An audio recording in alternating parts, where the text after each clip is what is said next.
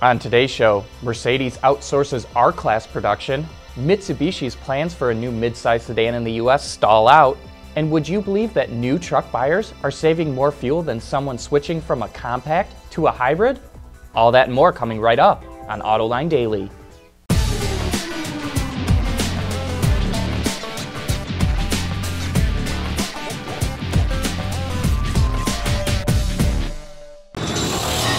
This is Autoline Daily for January 28th of 2015.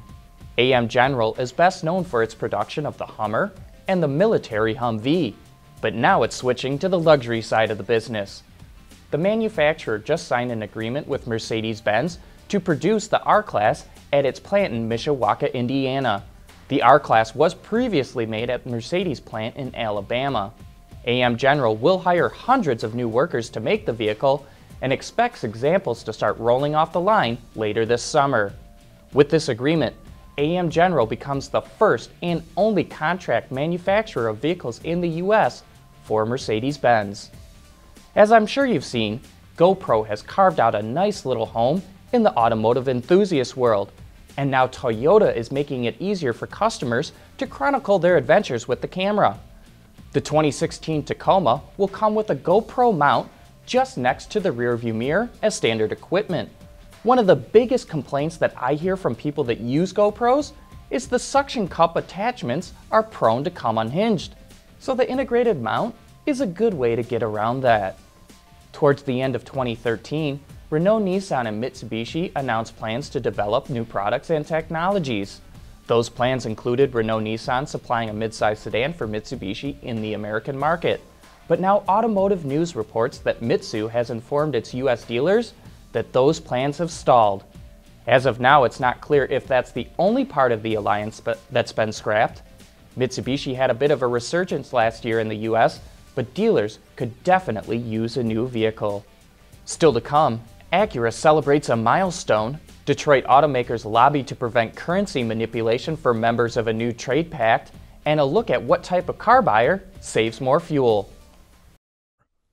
Autoline Daily is brought to you by Bridgestone Tires, your journey, our passion, and by Dow Automotive Systems, breakthrough technologies for lightweight vehicles. This year marks the 20th anniversary of Acura making vehicles in the US. And as the new ILX starts rolling off the assembly line in Ohio, the brand is celebrating sales in the US of its 2 millionth American-made Acura.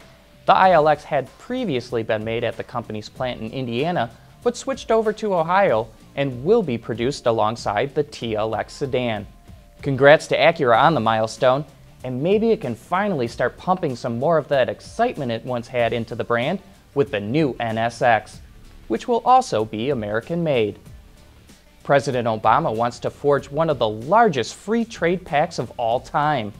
Called the Trans-Pacific Partnership, or TPP, it would link 12 Pacific Rim countries together economically. But the Detroit News reports that Detroit-based automakers want specific language in any agreement that would prevent TPP members from manipulating their currency to gain a trade advantage.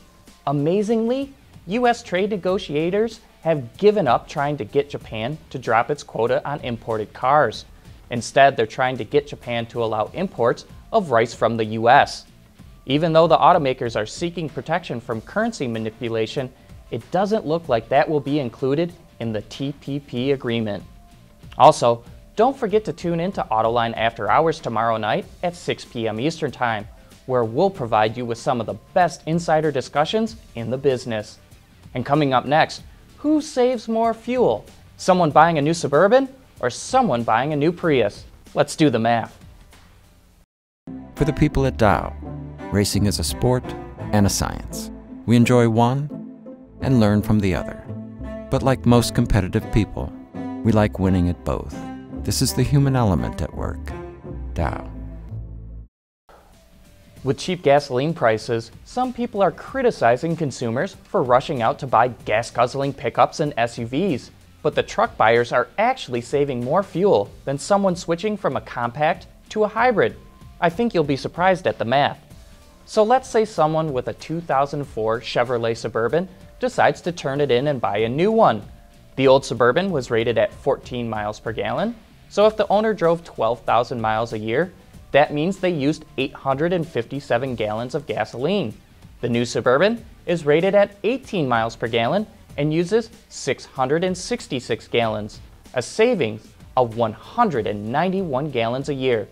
Now, let's say at the same time someone decides to trade in their 2004 Toyota Corolla for a brand new Prius.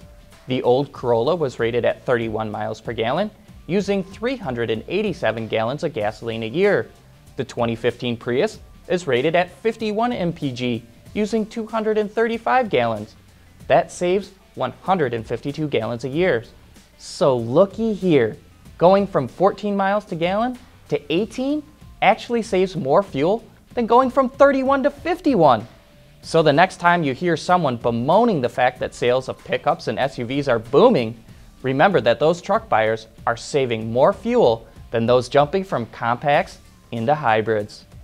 Well, that wraps up today's show. Thanks for watching, and please join us again tomorrow.